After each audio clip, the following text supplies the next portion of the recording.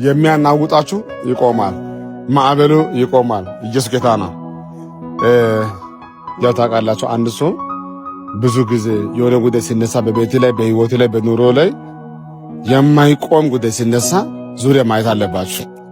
ለአንዳንድ ሰዎች ካለመጸለይ የተነሳ ቤት ይናወጣል፣ ትዳር ይናወጣል፣ ልጆች ይናወጣል፣ ፋይናንስ ይናወጣል፣ ብዙ ትቸገራላችሁ። ደግሞ ለአንዳንድ ሰዎች እግዚአብሔር የተናገረው ቃል ተስፋ ቃል ሊፈጸም ጫፍ ቀርቶ እያለ የሆነ ጉዳይ ወዲህ የሚሉ ጉዳዮች አሉ። በዛ ጊዜ ማይቢ ደግሞ ድጋሚ ማየት አለባችሁ። ግን በዚህ ወር በዚህ ሳምንት በዚህ 15 ቀን እንዲህ ብዬ ነው የሚቀጥለው። በዚህ ሳምንት በዚህ 15 ቀን በዚህ ወር ውስጥ የሚያናውጣችሁ እሱ ይቆማል። የቤታችሁ ማዕበል ይቆማል። በስራ ቦታ ይሁን በፋይናንስ ይሁን በትዳር ይሁን በልጆች ይሁን ሰላም ያጣችሁ ጉዳይ ካለ በጌታ በኢየሱስም ያ ጉዳይ ሰሞኑ ይቆማል። በቅርብ ጊዜ ትሻገራላችሁ።